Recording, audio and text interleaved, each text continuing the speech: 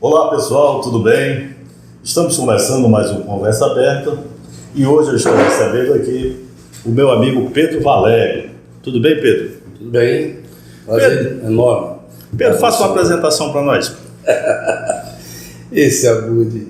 Eu sou o Pedro Valério, radialista, produtor rural, né?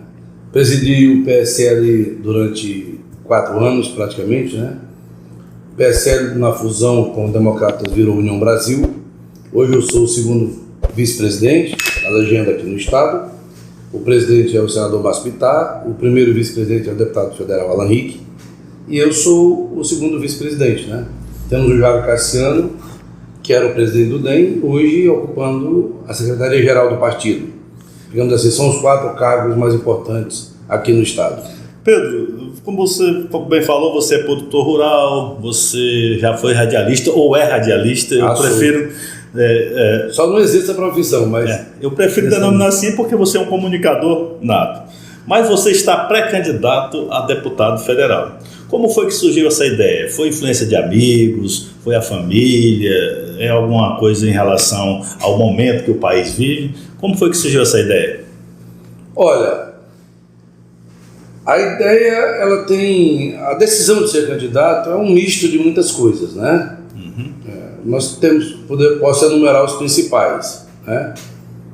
E o mais importante de todos é a situação a que o Acre foi submetido nos últimos 20 anos, depois de passar 20 anos governado pela esquerda, nesse modelo equivocado da florestania, né? Isso trouxe um prejuízo para o Estado que em 50 anos a gente não recupera, né? Nós precisamos dar uma guinada enorme aqui no Acre, se a gente quiser garantir de verdade um futuro para os nossos netos, bisnetos, as gerações futuras, né? E essa guinada ela vai depender muito da representação política que o Acre vai mandar para o Congresso Nacional nas eleições de 2022 e depois nas eleições de 2026.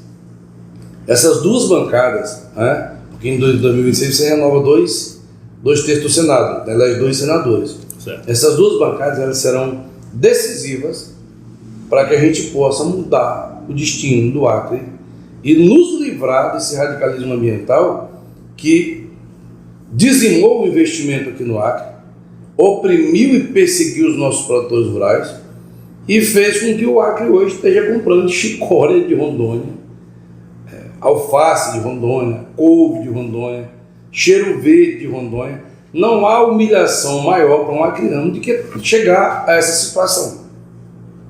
Porque isso não é porque os nossos produtores rurais sejam preguiçosos, jamais. Sim. É que, para tudo na vida, a gente precisa de estímulo. Né? E se você, ao trabalhar, é perseguido, então você perde o estímulo de trabalhar. Você vê que não compensa. Vide aquela situação dos nossos marceneiros de Brasileira, que foram mandados para a penitenciária, foram para o trabalho, de lá pegaram um par de algemas e foram para a penitenciária, né? A Polícia Federal não tem culpa de ter feito aquilo, a polícia está cumprindo a obrigação dela. A culpa é de quem fez a lei prevendo esse tipo de situação. Quer dizer, o cidadão sai de casa para trabalhar e de lá vai para a penitenciária. Então ele vai refletir muito, vai dizer, vale a pena trabalhar? Nós temos que estimular o trabalho, porque não há fonte de riqueza que não vem pelo trabalho. Toda riqueza vem do trabalho. Vamos falar um pouco da sua trajetória de vida. Pedro, tu és de onde? Tu nasceu aonde? Você teve um crescimento aqui em Rio Branco, você estudou por aqui. Conta um pouco aí da sua trajetória de vida para que as pessoas possam lhe conhecer. Dá um livro, viu? Mas eu vou resumir. Tá bom. Em respeito aos seus espectadores, eu vou resumir. Eu nasci no Seringal CSI, em Tarauacá, né? Aquela parte do CSI onde eu nasci, segundo informações, virou Jordão, né? E eu vim para Tarauacá com 2 anos de idade, né? Passamos mais 2 anos em Tarauacá. Meu pai tentou montar um pequeno comércio, né? Meus irmãos todos laboraram na área na profissão de seringueiro, exceto um que é deficiente físico, né? E meu pai nos trouxe para a cidade quando eu tinha 2 anos. Eu não lembro exatamente o ano, mas eu tinha 2 anos, 68 no caso, né? Eu nasci em 66. E nós ficamos então 2 anos na cidade de Tarauacá. Ele montou um pequeno comércio, não conseguiu tocar em frente. A cidade hoje não é desenvolvida, imagina naquele tempo, né? E aí nós voltamos para o Seringal, só que não subimos mais o rio. Nós fomos ali para o Acaraú, que fica mais ou menos na metade do caminho entre Tarauacá e Feijó. Lá nós moramos numa colocação chamada 25, depois fomos para uma colocação chamada Ciliro. E já aos meus 12 anos de idade, eu comecei aquela atividade de ir para Tarauacá, para a cidade, estudar no verão, né, no período escolar, e quando nas férias eu voltava para o Seringal. Até que em 83, eu deixei Tarauacá definitivamente e fui para Porto Velho. Morei em Porto Velho em 83, e como eu sempre digo para as pessoas, a situação de emprego em Rondônia naquele tempo era muito pior do que a do Acre. Eu nem lembro direito porque eu fui parar em Rondônia naquele tempo. Porque Rondônia naquele tempo só tinha 3 tipos de empregos lá. Era nos prostíbulos, no garimpo e no governo. Então, eu fiquei lá um ano muito difícil, né? Foi um ano muito difícil para mim. Mas com certeza você foi atrás de atividade profissional, né? Sim, eu fui para trabalhar, claro, né? Fui para trabalhar, até porque eu era menino. Cheguei lá com 16 anos, né? E aí eu me lembro quando eu completei 17 anos, eu vi até uma foto para mandar para minha mãe e tal, né?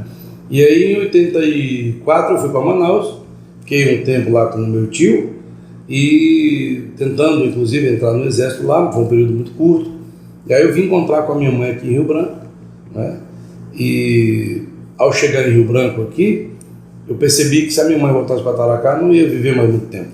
Então tinha uma oferta aqui de um cunhado meu que tinha comprado uma casa que não estava usando, ele facilitou a venda da casa para nós, né? E nós compramos essa casa e aí ficamos aqui até agora. Eu tive um período curto em Cruzeiro do Sul, mas foi a trabalho.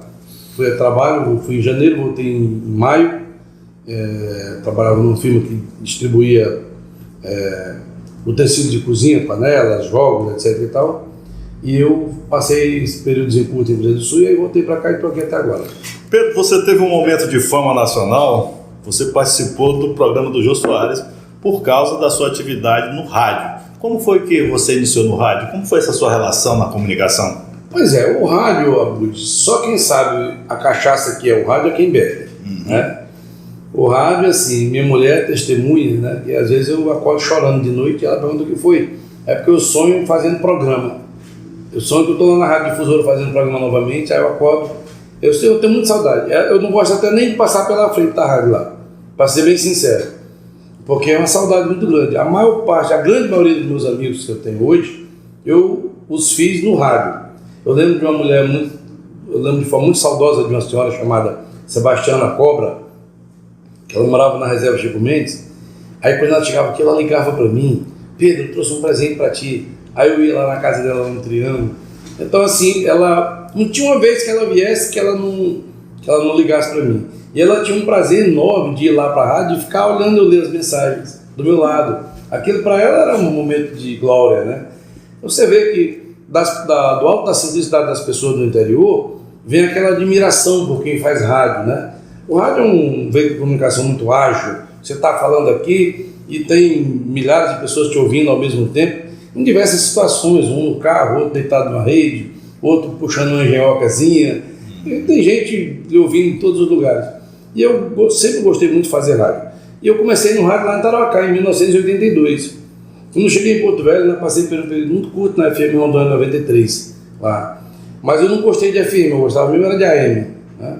E aí quando eu voltei aqui para o Acre, eu fiz de tudo para entrar na Rádio Difusora Acreana, consegui, com o grande Eurico Filho, que foi um eterno diretor nosso lá, né? Depois veio o Eugênio Gomes e outros, Raimundo Fernandes, um monte de outros diretores. E eu fiquei ao todo 14 anos, 12 anos na Rádio Difusora Acreana e 2 anos na Rádio Alvorada, né?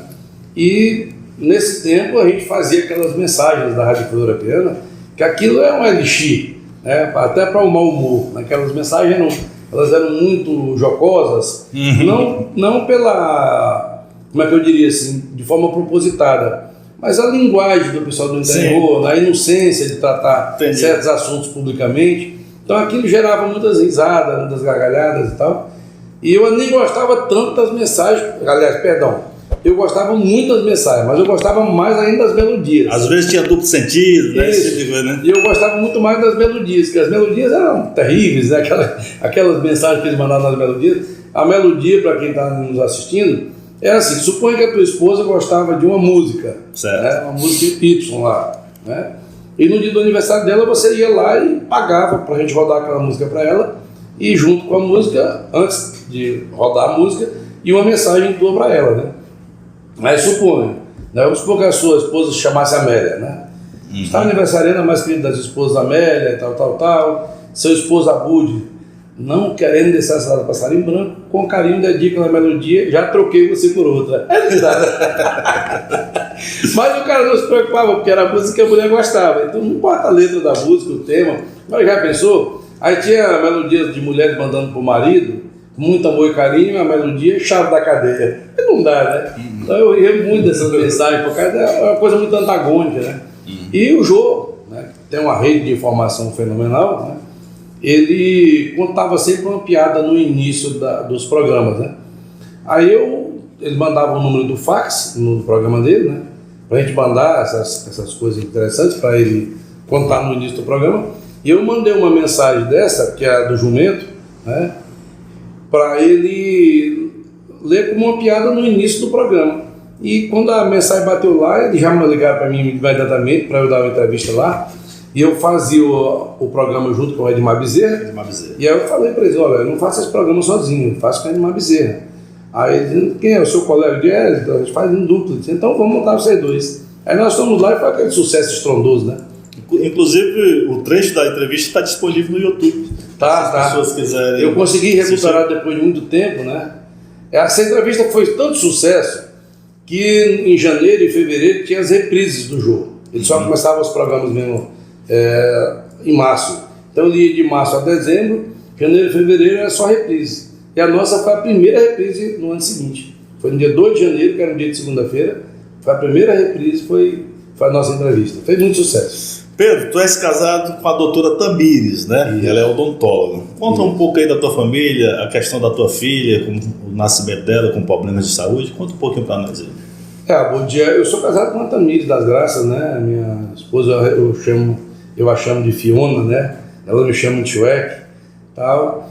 Porque é uma coisa engraçada, né? Quando a gente começou o envolvimento, eu perguntei para elas: olha, eu estou vendendo a minha casa aqui no João Eduardo, que eu consegui uma terra na zona rural ali para comprar, me facilitaram bastante a compra da terra, e eu quero morar lá. Ela disse: tu quer fazer igual o Shrek, que convidou a Fiona para casar com ele e morar no pântano? Eu digo: só que lá não é pântano não, mas é zona rural. Você quer ir? Elas: vamos lá dar uma olhada. Aí eu fui. Quando ela chegou lá, que ela viu aquele monte de mata, ela ficou assim meio desconcertada e tal. Mas tá bom, vamos encarar, vamos lá, né? Aí daí pra cá eu sou chamada de Fiona e ela de Shrek, por conta dessa brincadeira que ela falou. Mas é uma lady, uma pessoa fenomenal. Eu digo para todo mundo e digo para ela própria que se ela não existisse, eu teria que inventar ela de alguma maneira. Porque ela é tudo na minha vida hoje, né? E ela me deu 2 filhos. O Duran, que a minha história com ela é uma história muito linda, né? Por exemplo, o Duran, ele morreu enforcado, ele se enforcou brincando de Homem-Aranha. E nós encontramos ele morto 10 minutos depois. Ele estava todo rajado, igual um surubim. O cachorro estava lambendo a boca dele, né? Aquilo foi um desespero louco. A gente estava vendo sobre o impeachment da Dilma na época, aquela situação, e nos descuidamos um pouco. Ele brincando com a outra coleguinha, saltou da janela e por lá a corda laçou o pescoço dele, né? E ele morreu e a gente conseguiu reanimá-lo uns 10 minutos depois. Quando nós conseguimos finalmente reanimá-lo, num desespero louco, a ambulância chegou lá, nós levamos ele para o pronto-socorro. E aí ele foi medicado, né? Tomou uns soros, uma medicação e tal. E a médica não acreditou no que aconteceu, né? De 10 minutos depois, ela olhava a tomografia do cérebro dele lá no pronto-socorro e dizia: é incrível, esse menino tem uma lesão no cérebro, eu vou chamar a neuro. E a neuro foi, chegou, olhou, disse: incrível, impressionante, seu filho não tem nenhuma lesão. Eu vou fazer uma outra tomografia pegando agora a cervical para saber se não tem pelo menos uma lesão óssea, né? Porque ele ficou muito tempo apagado. Ele estava todo rajado, a marca da corda no pescoço foi sair 3 meses depois, a marca, eu acho que até mais um pouco, né? E Deus nos devolveu ele, sabe, são, do jeitinho que ele era. Ele não tem nenhuma lesão óssea, nenhuma lesão cerebral, vem de saúde, meu filho, e é uma criança espetacular. Não tem uma pessoa que conhece o Duran que não se apaixone por ele. E assim nem se fala, né? Assim por um erro médico, né? A bolsa havia estourado, e ela lá, com a dilatação já na medida certa, que era os 10 centímetros lá, tudo pronto, e a médica insistindo em dar soro na veia dela para ela ter o parto normal, prolongou essa situação por mais de 2 horas, e aí a menina teve uma lesão cerebral, né? Afetou justamente a fala e a coordenação motora. Hoje ela tem 9 anos e não consegue nem andar. Ela só se senta e se arrasta, né, pelo chão. Então realmente foi uma coisa muito séria que aconteceu na nossa vida, né? E essa menina limita muito hoje a minha vida social com ela, né? Porque se eu saio de casa ela tem que ficar, se ela sai eu fico. Durante o dia nós temos uma senhora que trabalha lá em casa, que é muito cuidadosa, é mãe também, e aí segura a onda para nós. Mas à noite tem que ser eu ou ela, então a gente não consegue ter uma vida social normal por conta disso, né? Inclusive eu tenho como uma das propostas de campanha que eu quero apresentar para a sociedade, trazer para cá, até por sugestão de um médico, um centro especializado de medicina fetal. Se a gente tem essa medicina aqui no Acre e as mães grávidas têm acesso a ela, esse tipo de situação pode prever, né? Sim. Pode prever com antecipação e pode ser corrigido, né? O médico não fica naquela de ficar imaginando, fazendo cálculo, vendo hipótese. Uma brincadeira dessa aí, eu tenho um filho que formou em medicina, ele está agora fazendo internato, e ele disse para mim: pai, a criança quando é gerada, ela tem o mês, o dia e a hora certa para nascer, o minuto e o segundo, é tudo programado. Se retarda aquilo ali muito tempo, a possibilidade de uma lesão cerebral é enorme, né? E a gente tem que ajudar as futuras mamães. Se eu tiver a felicidade de Deus me mandar para Brasília pelas mãos dos acreanos, eu quero dedicar o meu mandato a essa causa para reduzir o número de crianças especiais que nascem no Acre, porque realmente é uma situação muito séria. Tem mais de 10 mil crianças adultas, tem mais de 10 mil crianças especiais no Acre, entendeu? E a grande maioria delas é pela ausência dessa medicina e por erros, né, no parto, né? Vamos falar desse teu momento. Eu te acompanho, né, nas redes sociais, eu sei do empreendimento que você tem tido em relação à questão de ser pré-candidato a deputado federal, você está por aí. Eu gostaria que tu me dissesse quais bandeiras, se o povo acreano tiver a oportunidade, né, de você chegar a Brasília ou chegar em Brasília, quais bandeiras você pretende defender? Olha, a minha principal bandeira é da geração de emprego e renda.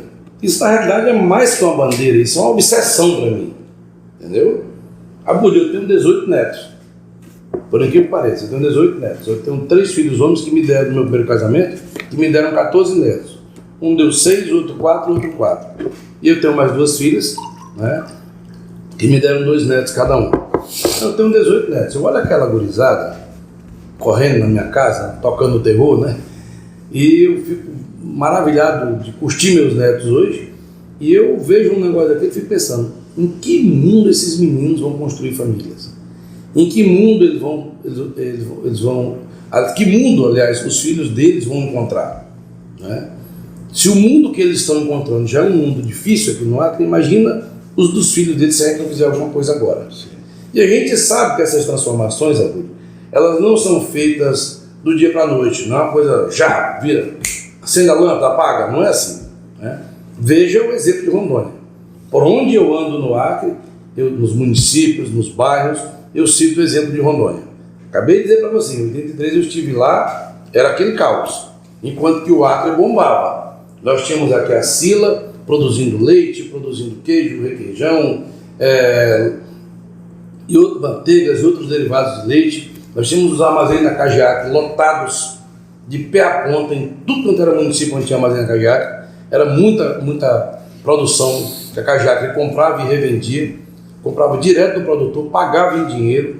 A vida na produção, no setor produtivo do Acre naquele tempo, era muito melhor do que o de Rondônia.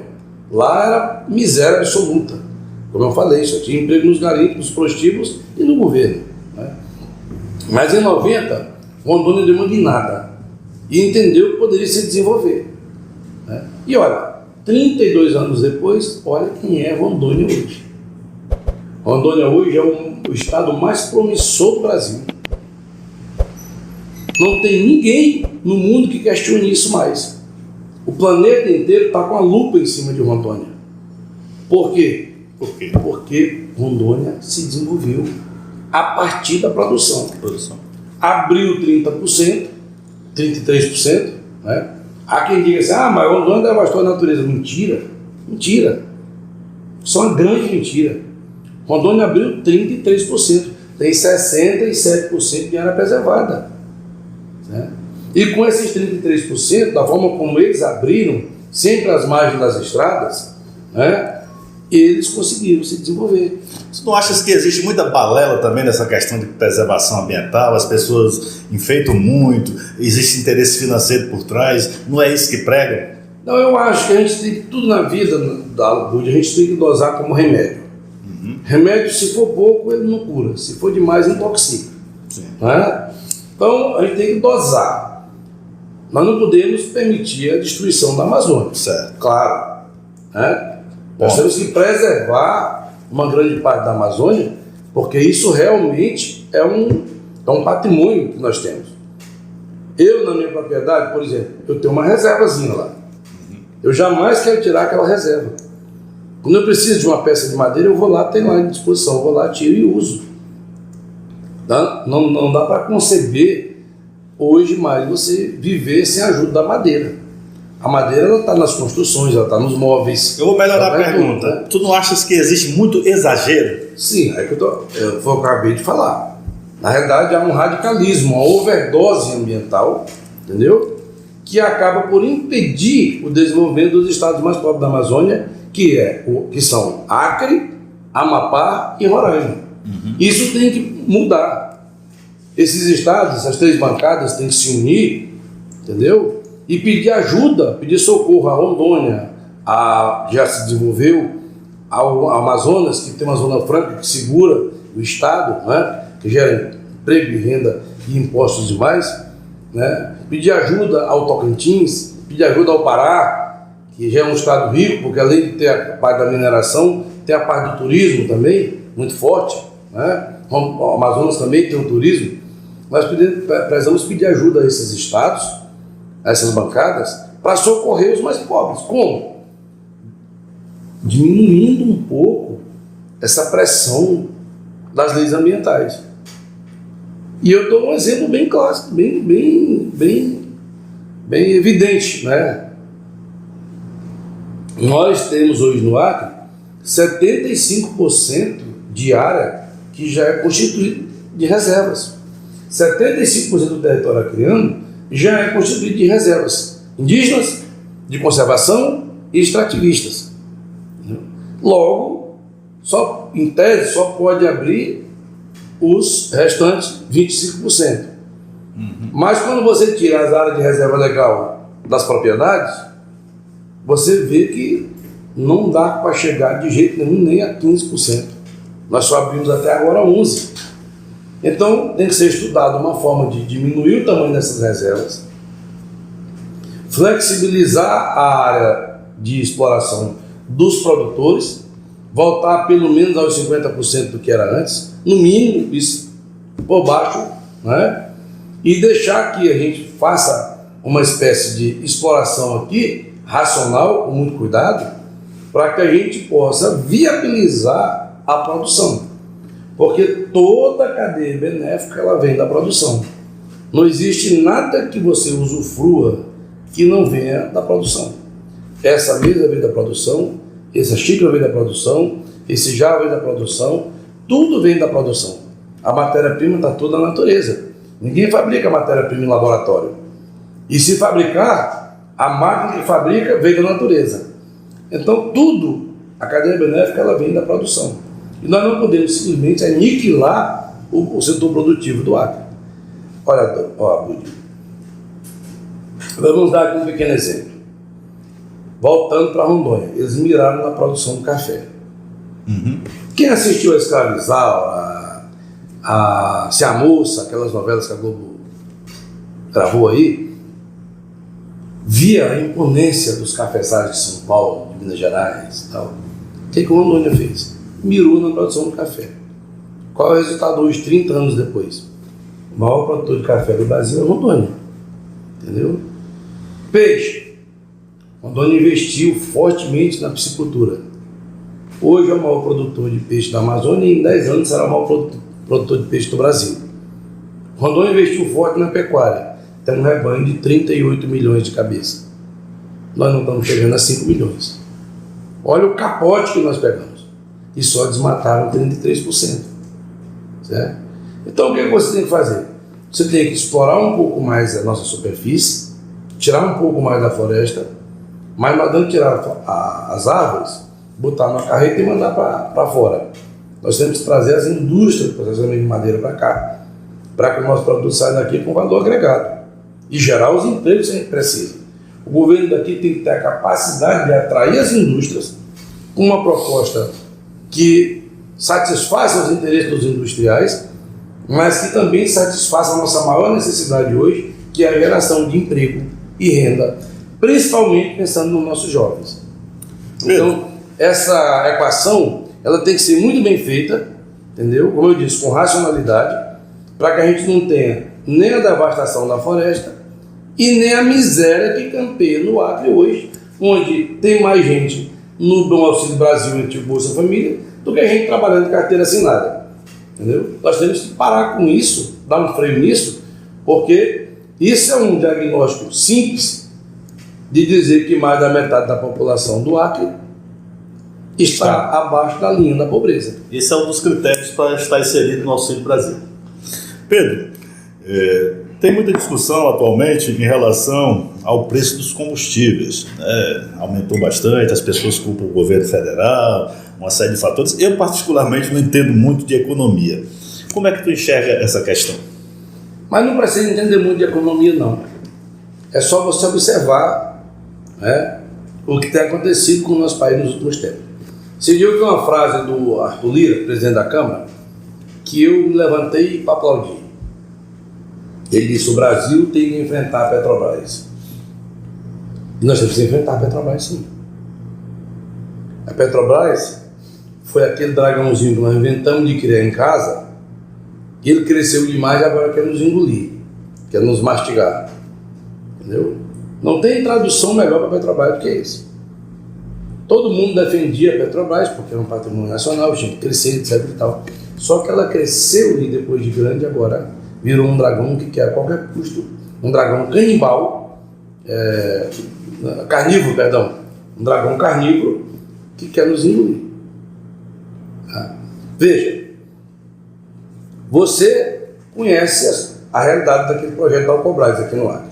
Certo. Né? Começou com o Zé Alves, lá em 1986, 84, salvo me engano, né? De lá para cá já passou uns 8 ou 10 grupos que compram aquilo ali e desiste, e vende.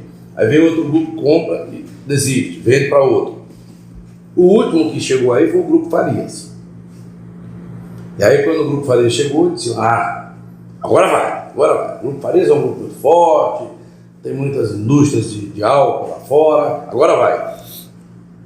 Eles começaram a alugar aquele monte de fazenda ali, plantaram cana a dar com pau, quem andava para aquela região via, né? E finalmente começaram a produzir o álcool. O que acontecia com o nosso álcool produzido aqui? Eles produziam o álcool lá no município de Capixaba, que ali é Capixaba. Sim. O álcool ia lá para Rondônia para ser distribuído na base da Petrobras. Não poderia vender da usina direto para os postos. Aí o álcool tinha que ir lá em Rondônia passear e voltava para cá de novo para ser vendido aqui. Só esse traslado do álcool para ir em Rondônia e voltar com o ICMS, que é jogado em cima toda vez que passa no posto da corrente, e o frete, já levava o preço do álcool lá para cima. Entendeu? Então, olha o modelo equivocado da Petrobras. Só pode distribuir da distribuidora. Então, algumas providências têm que ser tomadas contra a Petrobras. Primeiro, quebrar o monopólio. Ou vendê-la, que é o mais correto, é vendê-la. Certo. Vendê-la e quebrar o monopólio e deixar cada empresa se virar nos 30 para poder produzir o combustível. Você lembra que a esquerda... Eu tenho uma pergunta em relação a isso aí. A esquerda ecoava no país inteiro que o pré-sal seria a redenção do Brasil, que com o pré-sal, os royalties do pré-sal iam desenvolver os estados e os municípios, e que com a exploração do pré-sal nós íamos nos tornar autossuficientes e o preço dos combustíveis finalmente seriam controlados internamente por nós e seriam preços bons. O que aconteceu? O pré-sal veio, os estados não ficaram ricos, não se desenvolveram e o petróleo continua na mesma situação. O Brasil produz gasolina, mas não produz o óleo diesel suficiente para rodar o país. Mas deixa eu te fazer Foram erros estratégicos, né? Era para o Brasil ter investido muito em ferrovia para sair dessa dependência de sermos um país hoje que toda a movimentação das mercadorias do país, o transporte nosso é 98% rodoviário. Nós temos pouquíssimas ferrovias, né? Hidrovias nem se fala, né? Isso faz com que o preço do transporte seja absurdamente grande, o consumo de combustível, de óleo diesel, idem, né? E isso tem feito com que a Petrobras tenha esses lucros estratosféricos, porque ela vendeu muitas ações na Bolsa de Valores, e quem comprou as ações hoje, se ela tomar alguma medida que não esteja vinculada ao preço internacional do petróleo, eles entram na justiça contra a Petrobras, os acionistas que estão tendo prejuízo. Certo. Então, tem que ser feito muita coisa. A mais correta é vendê-la mesmo. Mas se não quiser vendê-la, por exemplo, que tal pegar o lucro estratosférico da Petrobras e transformá-lo em subsídio para o óleo diesel? Por exemplo, né? Ela não dá um lucro enorme para o governo? Sim. Mas deixa eu te fazer o governo é um majoritário? Né? Em relação a isso aí. Por exemplo, nós entendemos que é uma empresa que necessita ter lucro. Sim. Mas as ondas de corrupção dos governos passados não tem um pouco de reflexo no que a Petrobras representa hoje? Tem, pela questão que eu acabei de te falar, né? Se aquele dinheiro que foi roubado da Petrobras tivesse sido investido em produção, a gente teria produção suficiente de diesel hoje no país, tá? Não precisávamos estar comprando diesel de fora. E veja, Abud, você não pode deixar o país vulnerável 100% aos ataques mundiais. Sim. Veja o exemplo da Rússia. A Rússia declarou uma guerra agora à Ucrânia, está guerreando, mas antes ela tratou de blindar a economia dela. Ela tem sofrido pouco. Ela se preparou para uma guerra, mas primeiro tratou de blindar a economia. Ela tem alguns produtos que, se ela não fornecer para o mundo, a produção para, como a questão dos fertilizantes. Nós mesmos somos altamente dependentes da Rússia na questão dos fertilizantes. Tá? Aí o que acontece? O Brasil tinha que ter se preparado para essas situações, investindo em malha viária de ferrovias, muitas ferrovias, porque aí você joga o preço do transporte lá para baixo, diminui sensivelmente o consumo de óleo diesel, e o Brasil teria que ter investido na produção, ampliar a capacidade da Petrobras para produzir óleo diesel.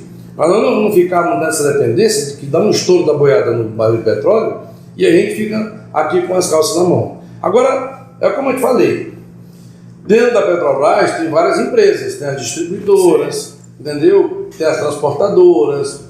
Esses monopólios todos têm que ser quebrados, justamente para evitar isso.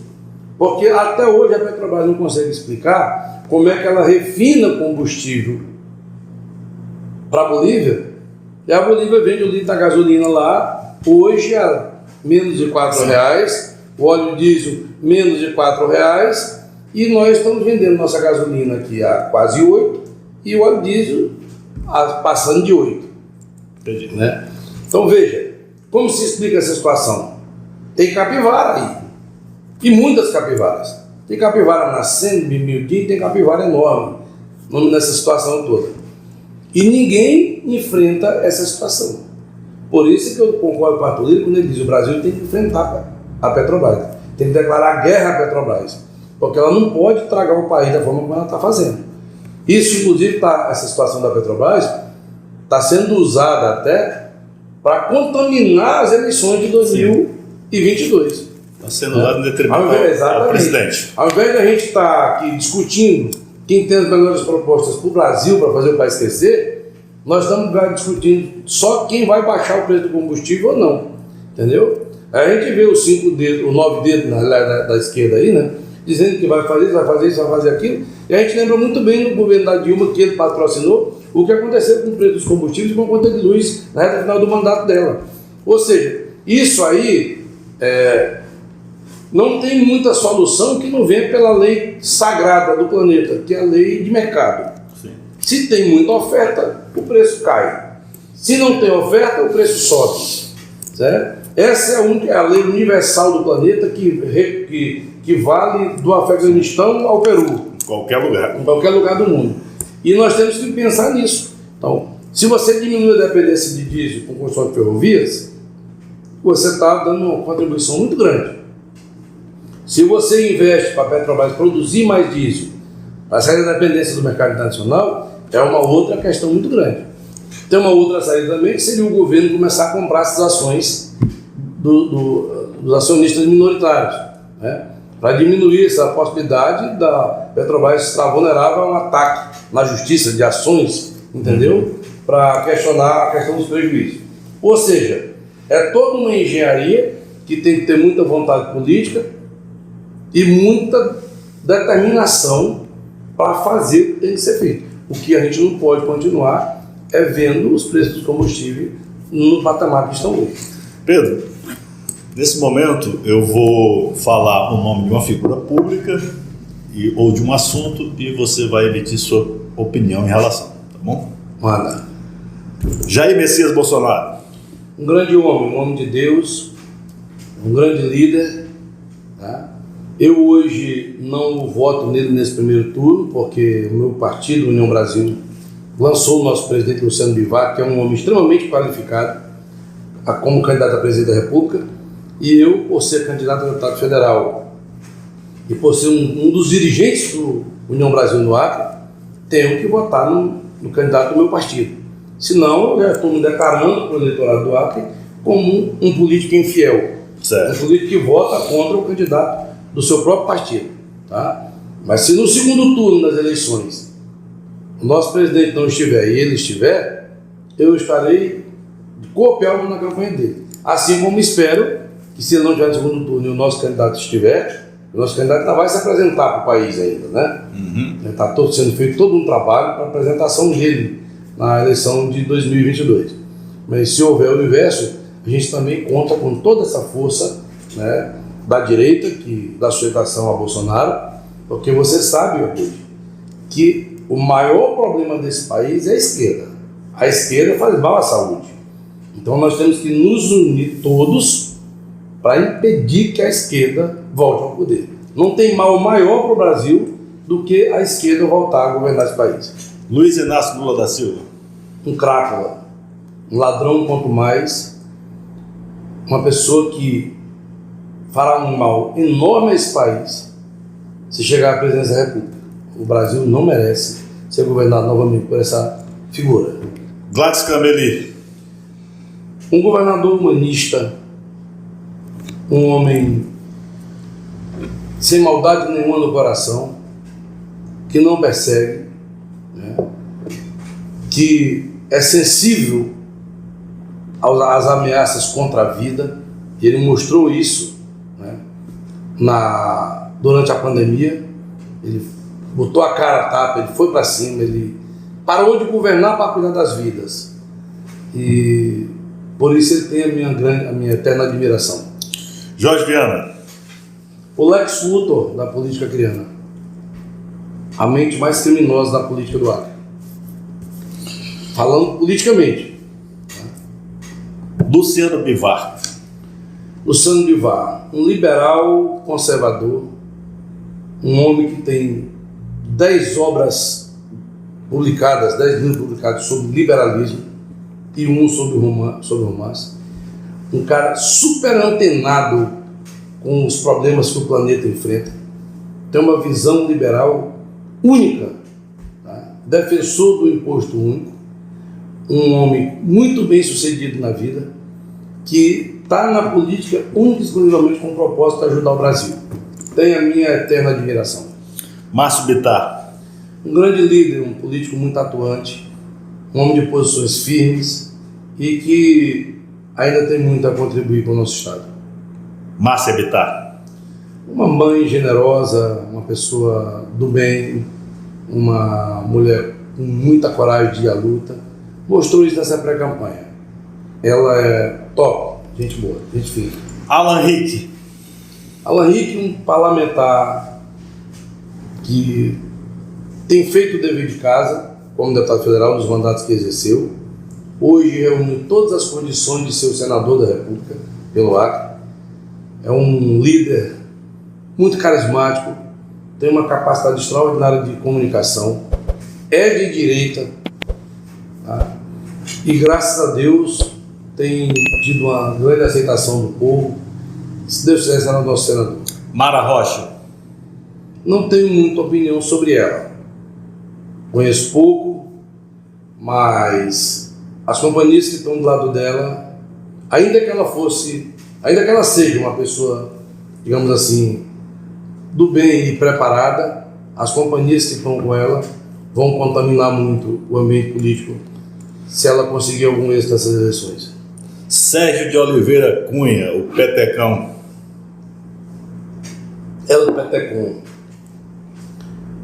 Um homem muito generoso, de bom coração, de alma e hábitos simples, só não tem perfil para governar, mas é uma pessoa muito boa.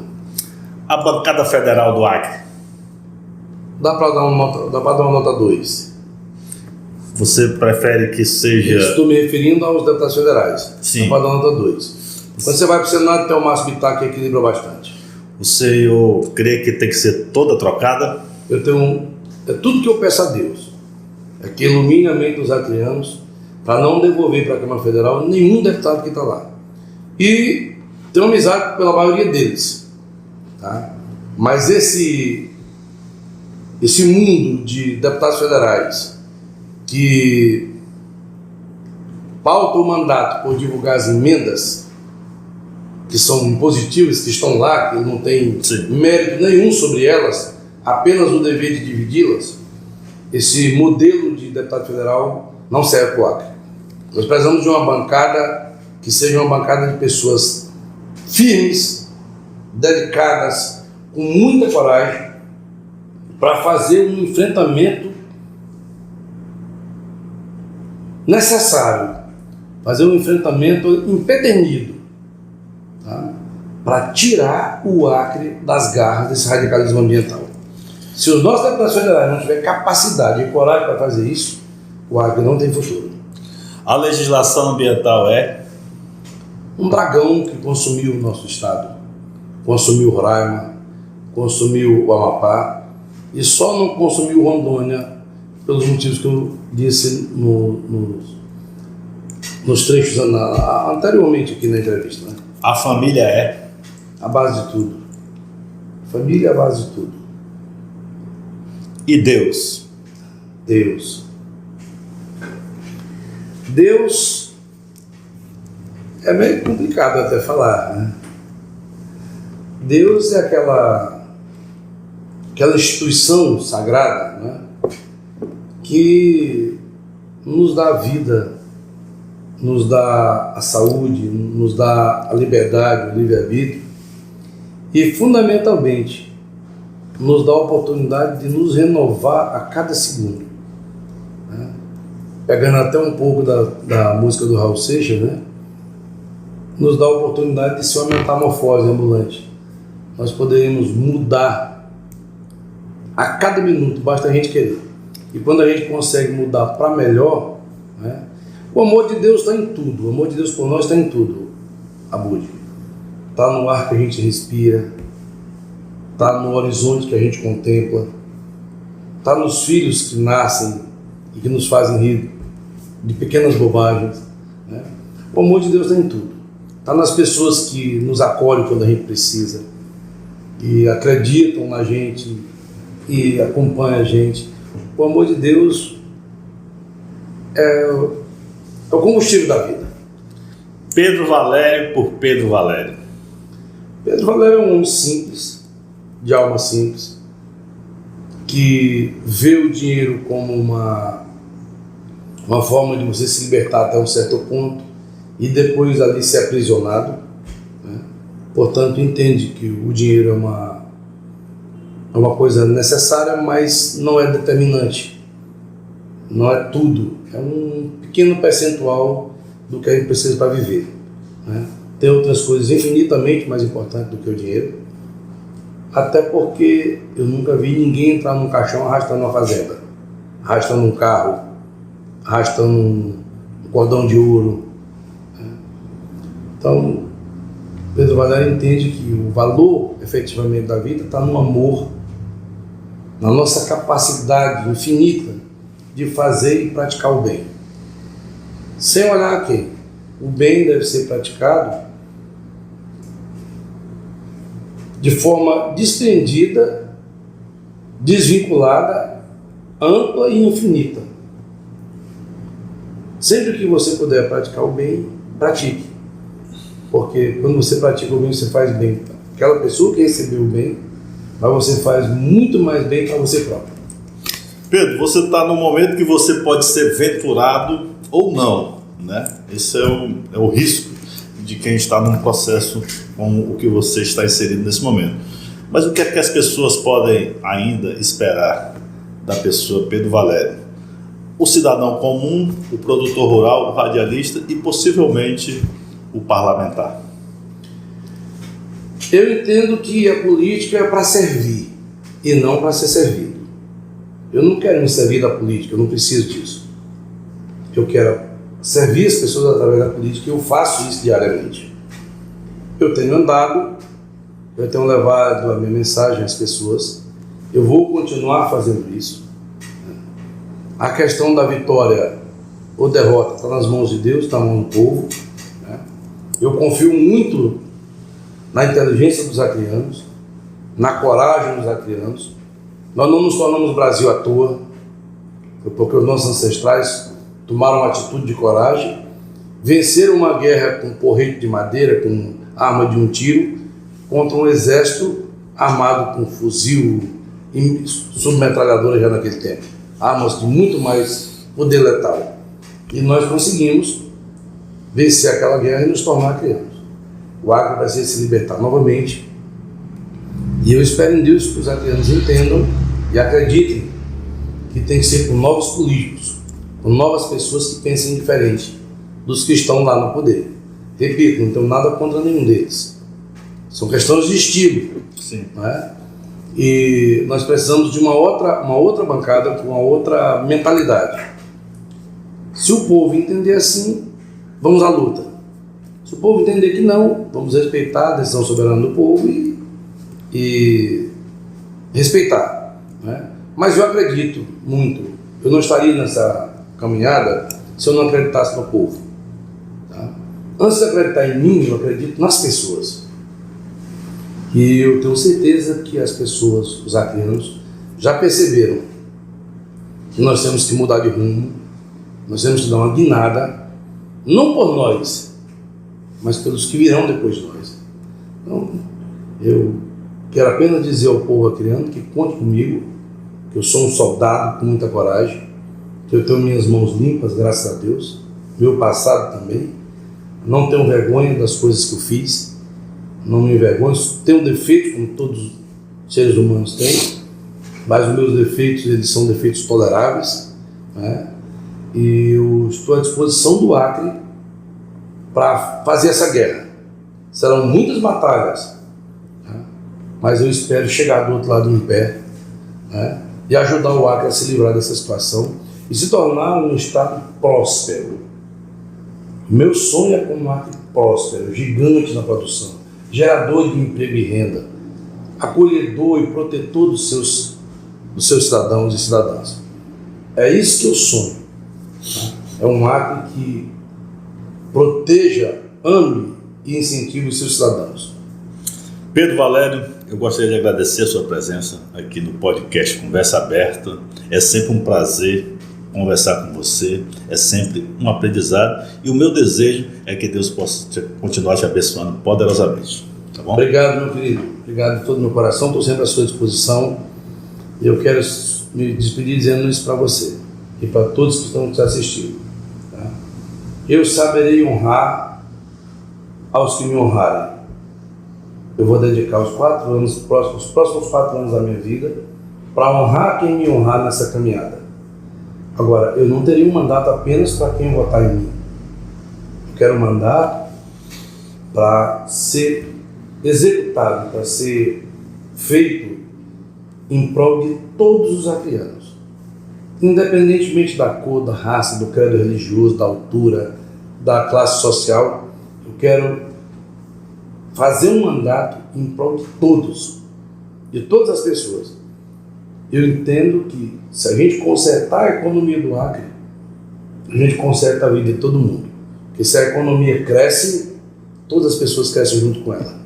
Nós só temos uma solução para o Acre: é viabilizar a nossa economia, partindo da produção, a indústria, o comércio e o setor de serviço, atuando nos 3 estágios e gerando os empregos e renda para as pessoas que tanto precisam. Não há outra saída que não seja através da geração de emprego e renda.